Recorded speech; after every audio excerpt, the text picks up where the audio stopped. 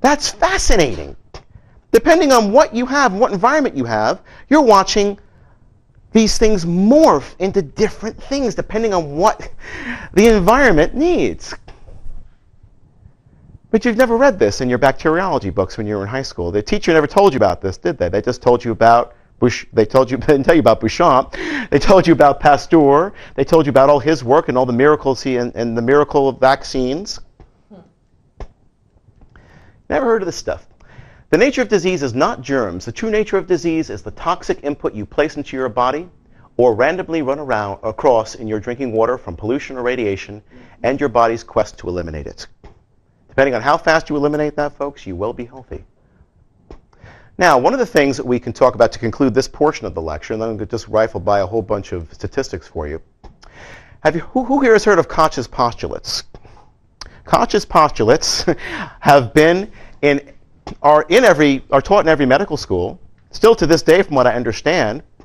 And you know, the funny thing about this is that they're so contradictory that they're a joke. Because every single one of Koch's postulates, which are supposed to validate germs causing disease, can be disproven by about 1,000 different research articles. And any medical doctor will tell you this. The first one is, and by the way, this is in most bacteriology books and medical books that medical doctors learn from today. In order for a germ to cause disease, a germ has to be found in every case of the disease. Oh yeah, like AIDS. You know how many cases of AIDS there is walking around with absolutely no HIV?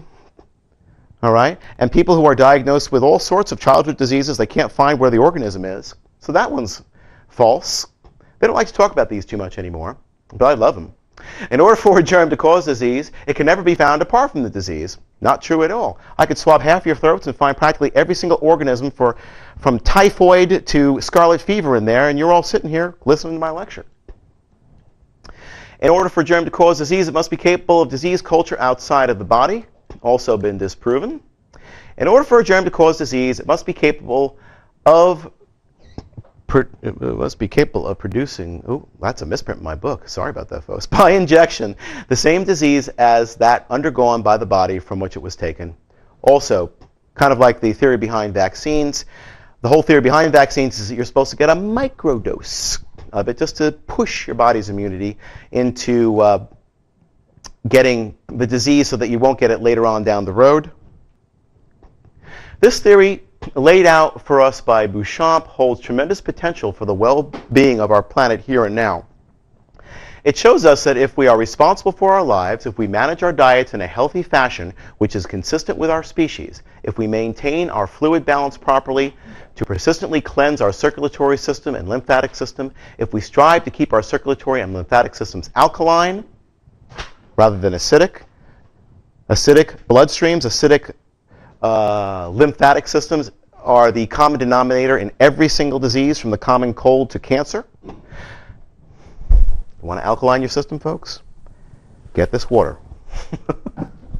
Once again, I don't have stock in the company. If we take more action to think and emote more positively, productively, and responsibly, then microzyma will have no need to change into the so-called pathogenic and infective microbes they are classified by medicine. Throughout history, what most people believe are epidemics created by infection through microorganisms were in reality issues of both external and internal sanitation. External hygiene, internal hygiene. Ask me about the bubonic plague later, because that's a fun story. I just want to get through these. Okay, let's go just through a little bit of law. This Constitution and the laws of the United States, which shall be made in pursuance thereof, and the treaties made or which shall be made under the authority of the United States, shall be the supreme law of the land, and that judges in every state shall be bound thereby. Anything in the Constitution or laws of any state to the contrary are notwithstanding. This means they are null and void. This means they are null and void. Anytime anybody tells you they can take your rights away, can't do it. They say you can do it. Well, the lawyers who are working for the United States Corporation are saying you can do it. Very famous case, which has never been defeated, been used over 250 times within the courts, Marbury versus Madison. It's in the book. Anything which is in conflict with the Constitution is null and void at law. How many times do judges violate the Constitution? About 10 minutes ago, okay, right? It would bear no power to enforce. It would bear no obligation to obey. It would report to settle as if it would never existed, for unconstitutionality would date from the enactment of such a law. That means from when it was put in place. It doesn't apply to you. No one can force you to be vaccinated. That's absurd.